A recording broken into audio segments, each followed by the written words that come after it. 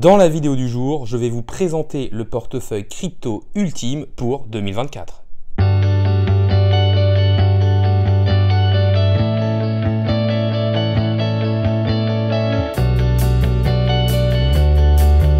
Salut à tous, c'est Inspecteur Crypto, bienvenue dans la vidéo du jour qui va parler du meilleur portefeuille crypto-monnaie à avoir pour 2024.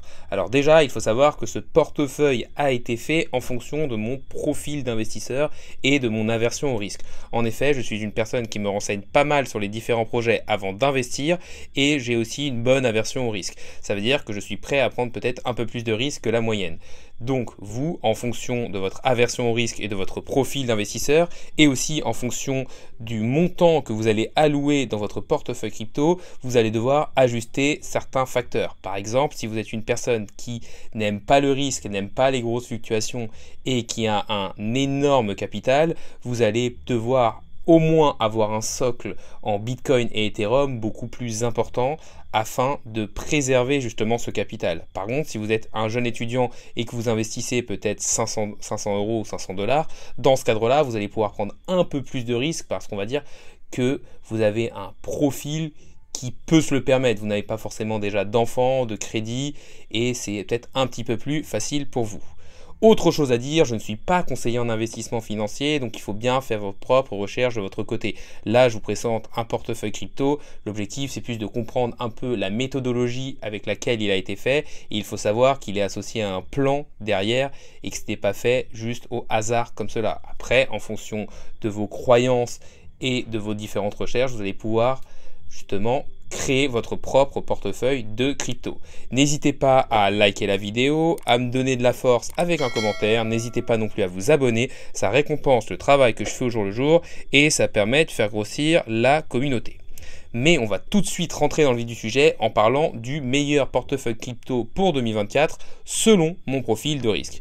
Alors déjà pour moi, je ne mettrai pas de Bitcoin, ça peut en surprendre plus d'un, mais on va dire que j'ai un profil plutôt risqué et que je pense que le potentiel restant du Bitcoin n'est pas très intéressant. Je m'explique, je pense que le Bitcoin peut encore faire maximum x5 parce qu'il a déjà énormément performé en 2023. Et donc, pour pouvoir faire des plus gros gains, je pense qu'il est plus intéressant, par exemple, de mettre son socle sur une crypto-monnaie comme l'Ethereum. De plus, je pense qu'on peut aussi, lors de la montée, prendre des profits et peut-être les reconvertir en Bitcoin pour les sécuriser et on va dire avoir moins de volatilité sur son portefeuille. Donc première crypto-monnaie que je mettrai en socle avec 30%, ce serait l'Ethereum. Car pour moi, c'est une crypto qui peut vraiment exploser et leader le prochain bull run avec ses différentes mises à jour et ses différents layers 2. En plus, je pense qu'une fois que le Bitcoin et les ETF Bitcoin spot auront été acceptés par la SEC, on aura directement toutes les plus grosses institutions qui voudront justement faire des ETF spot sur l'Ethereum. Et donc toute la lumière sera remise sur cet écosystème. Et en plus, pour l'instant, l'Ethereum, on va dire, a sous-performé le Bitcoin. Et donc je pense qu'il a beaucoup plus de place et qu'il peut faire des plus gros multiples. Et j'en mets quand même 30% pour avoir une base solide de mon portefeuille. Ensuite, je vais mettre 15% sur Chainlink parce que pour moi, c'est un acteur indispensable des crypto-monnaies qui est sur plusieurs narratifs, à savoir les oracles, mais aussi l'interopérabilité. En effet, il va permettre d'apporter des données extérieures à la blockchain, comme par exemple le prix de telle ou telle crypto-monnaie. Ils sont donc indispensables à tout ce qui est finance décentralisée. Concernant la partie interopérabilité, c'est avec leur nouveau produit, le CCIP, qui permet justement l'interopérabilité entre différents protocoles. Ensuite, avec 8% d'allocation, je mettrai Atom Cosmos, car c'est le leader de l'interopérabilité et en plus qu'il a un énorme potentiel. On l'a vu, pour l'instant, ce jeton n'est pas celui qui a le plus explosé, mais pour moi, un jeton qui range pendant hyper longtemps peut faire des gros multiples. On l'a par exemple vu avec Chainlink qui a déjà fait un x3 depuis son plus bas historique. Autre chose à dire, c'est que si vous avez des atomes et que vous les stakez par exemple sur le portefeuille Kepler, vous allez pouvoir avoir des airdrops qui vont augmenter votre rentabilité. On a par exemple eu plusieurs milliers d'euros avec l'airdrop récent de Celestia.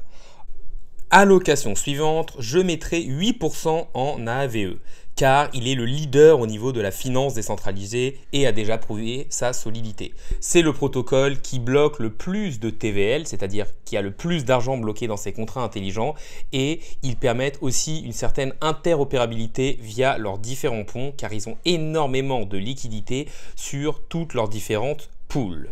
Projet suivant, pour lequel je mettrai 5% du portefeuille, c'est Matic. En effet, c'est un layer 2 d'Ethereum qui a aussi sa propre blockchain et qui permet de faire des transactions à faible coût et rapide.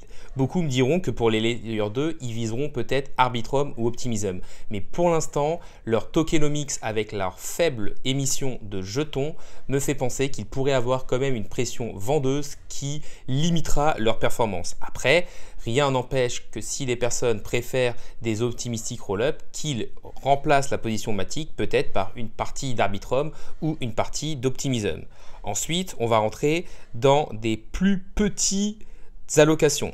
Alors, 5% pour Centrifuge, car c'est le leader au niveau de tout ce qui est tokenisation des actifs réels. Et je pense que ce sera un narratif hyper important qui permettra d'apporter énormément de liquidités, surtout avec l'entrée sur le marché des cryptos des géants tels que BlackRock.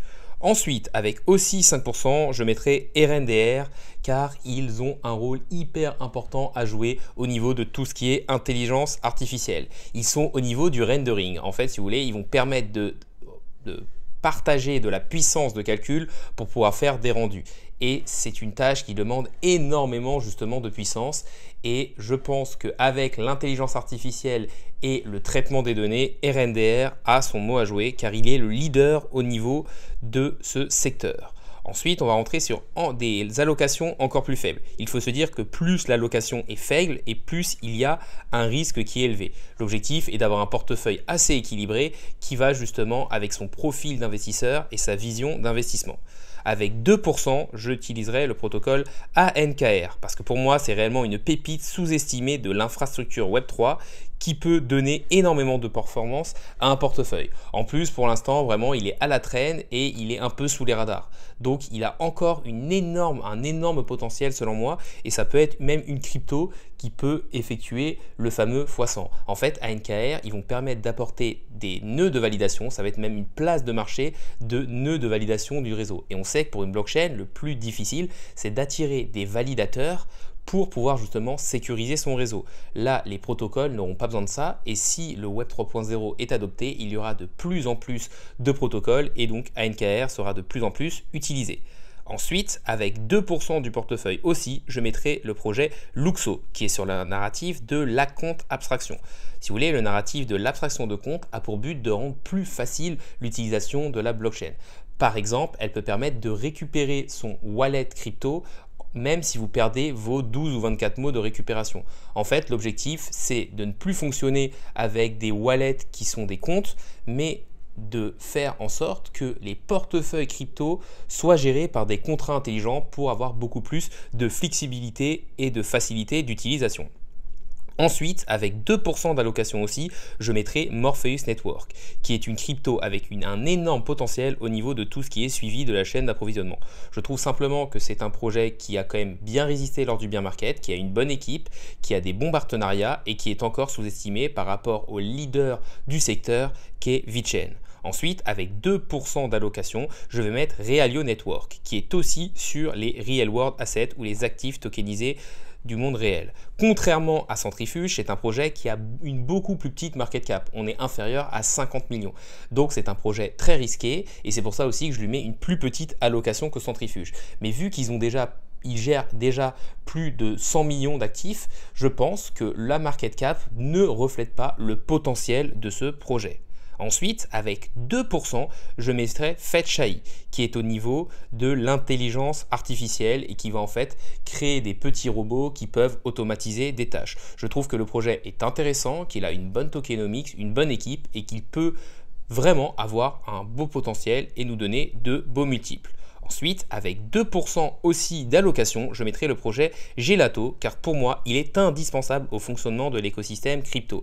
Si vous voulez, la plupart des protocoles utilisent les contrats intelligents et beaucoup de personnes croient que ça s'active automatiquement. Mais en fait, ce sont des bots, des robots d'activation qui, s'il se passe telle ou telle chose, vont aller activer le contrat intelligent. Et c'est ce que fait Gelato. Il crée des robots qui permettent justement d'activer les contrats intelligents. Et ça, c'est utilisé dans énormément de protocoles. Et pour moi, c'est un projet de longue qui n'a pas encore énormément performé et qui a une petite market cap et donc un énorme potentiel.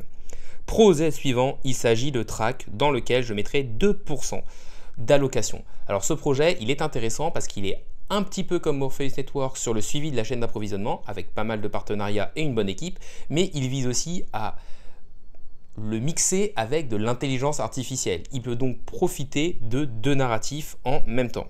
Ensuite, on va avoir 2% au niveau de Tao Bitnetsor qui est tout simplement au niveau de l'intelligence artificielle. Leur objectif, c'est de partager un petit peu les modèles de machine learning afin d'avoir l'intelligence artificielle la plus forte possible et la plus efficiente possible. C'est un projet qui a déjà une belle hype lors de ce bear market et c'est pour ça aussi que je ne mets que 2% d'allocation. Parce que pour moi, on va dire qu'il y a déjà une partie de la performance qui a déjà été faite. Et donc je pense qu'on peut en mettre un petit peu parce que ça peut encore exploser, mais ce sera beaucoup plus limité que d'autres.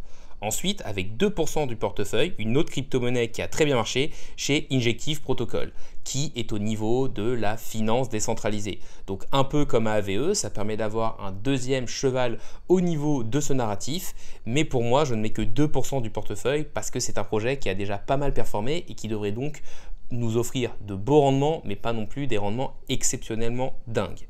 Avec 2% d'allocation, je mettrai aussi Akash Network, qui est au niveau de tout ce qui est partage de GPU et CPU de manière décentralisée. Ils sont donc hyper importants parce qu'on sait que la donnée a de plus en plus de valeur dans le monde actuel, qu'on a besoin de plus en plus de cloud computing, de stockage de données justement de manière décentralisée. Et c'est ce qu'apporte Akash. En plus, c'est un projet qui a déjà bien performé, mais pas énormément, qui n'est pas listé sur encore tous les plus gros échangeurs, qui a une bonne team et qui devrait, selon moi, tirer son épingle du jeu. Ensuite, avec 2% d'allocation, je mettrai le projet Axelar qui est au niveau de l'interopérabilité. Pour moi, on va dire qu'ils sont beaucoup plus petits qu'Atom Cosmos, mais que du coup, ils ont un possible rendement plus élevé. Je vous le rappelle, le risque allant de pair avec le rendement, si vous avez un rendement potentiel plus élevé, vous avez aussi plus de risques. Mais je pense que ce projet a une technologie hyper intéressante, qu'il peut être complémentaire à Atom Cosmos et que dans un narratif de l'interopérabilité, je préfère miser sur deux projets. Le dernier projet de la liste, c'est Fracshare avec 2% d'allocation aussi, qui est au niveau du liquid staking. En fait, ça va permettre d'utiliser vos Ethereum stakés. Vous allez pouvoir staker vos Ethereum chez eux et ils vont vous donner une version synthétique qui va être tout simplement liquide. Vous allez pouvoir la réutiliser dans la DeFi. En fait, ça permet de faire des rendements sur des rendements et en plus de ça, ils ont leur propre stablecoin. Donc un projet que je trouve très intéressant. On arrive sur la fin de la vidéo, donc déjà n'hésitez pas à liker, n'hésitez pas à me donner un commentaire pour le référencement et surtout pour me dire ce que vous pensez de cette allocation de portefeuille. N'hésitez pas non plus à vous abonner, ça récompense le travail que je fais au jour le jour et ça permet de faire grossir la communauté. Pour résumé, je vous ai montré un portefeuille qui, selon moi, devrait bien performer lors du prochain bull market. Il prend plusieurs choses en compte, mon profil d'investisseur, mon aversion au risque et aussi, je n'ai pas pris certaines cryptos qui ont déjà explosé. Par exemple, vous avez le projet Celestia qui est très intéressant, mais qui a déjà fait d'énormes multiples et qui en plus a une énorme partie de ses jetons qui sont encore à tomber. Et donc, pour moi, c'est un projet qui peut bien fonctionner, mais qui aura, selon moi, encore une fois, moins de performance que les autres.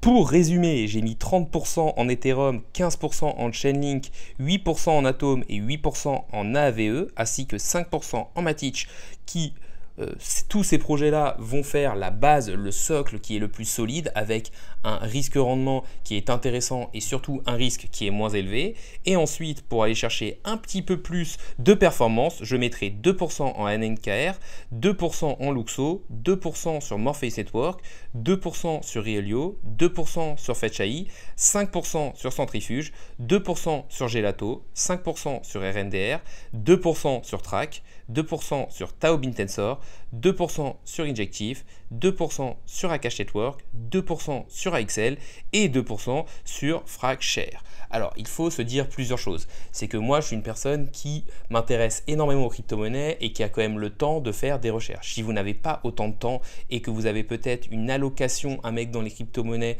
pas très élevée, peut-être 1000 $, il faut que vous réduisiez le nombre de projets. Parce qu'en effet, l'objectif, ça va quand même être de suivre ces différents projets, de suivre leur évolution en termes de prix, mais aussi en termes de news, voir si quelque chose change et surtout ne pas rester figé sur ses positions. C'est-à-dire que si vous avez fait un plan sur ce projet et qu'il ne suit pas votre plan, il ne faut pas hésiter à le vendre et à vous repositionner ailleurs.